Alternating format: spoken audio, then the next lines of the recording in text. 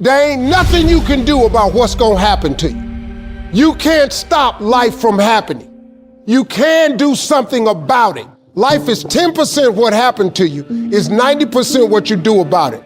You got to stop tripping every time something happened to you like it's the end of the world. It ain't. Just change your mindset. If you change your attitude, you change your altitude.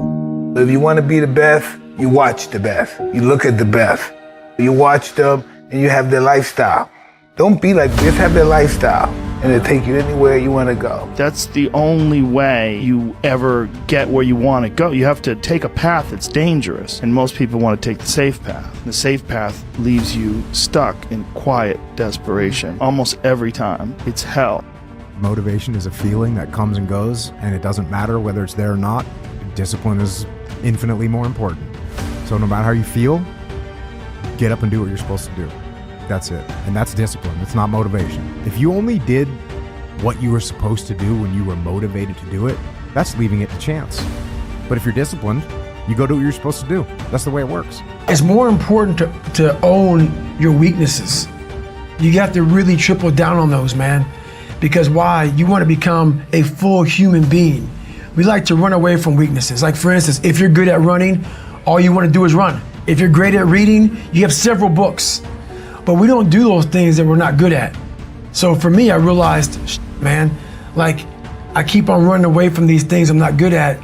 I have to dive into these things. I have to become one with these things. So I own them both. And I talk very openly about them both. I think what happened when I was homeless, I saw working out as a way for me to build calluses on my mind. I had to callous over the victim's mentality. I always equated training to mental toughening. Like, it always looked brutal. People waking up early and doing all these things, and it looked horrible. I was like, wow, man, I gotta start doing that. Not to get better, bigger, and stronger, but that is what's gonna build me. That looks uncomfortable. That looks brutal. And getting up early, I don't wanna do that. So I made this long list of things I don't wanna do. And through that, I found myself. So I started seeing myself very differently than the average human being. I was like, hang on a second. I have something they don't have. And that's when I started to develop these things through working out. It was this great, never-ending work ethic. And through work ethic, I developed self-esteem. I believe that everybody has a gift. Every single human out there listening right now, you have a gift. The thing that you have working against you is you have all these other people now, right? 30 years ago, 20 years ago, we didn't have Instagram. We couldn't watch people and emulate them. We sort of had to learn our own little craft as we went, all right? But now we get to see what everybody's doing. And our tendency as humans is to emulate the style or the personality or the way that someone speaks or the way they do their content and all these different things. But here's the thing that you don't understand, is that by doing this, you are actually keeping yourself from becoming great. Because the most that you could ever be when you do these things is a watered down, lesser version of what someone else is doing, all right?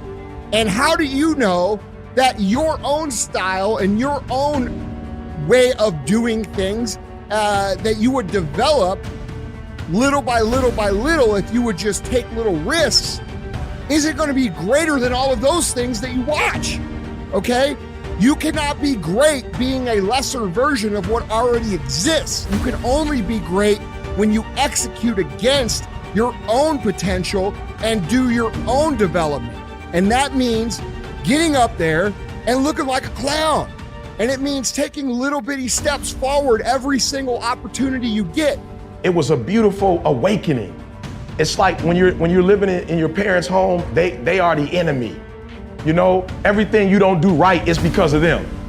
And then when you're on your own and you start making mistakes that you made when you were at home, it's like you can't put it on mama now. Mama not with you no more. You can't put it on daddy and say, my father was too hard.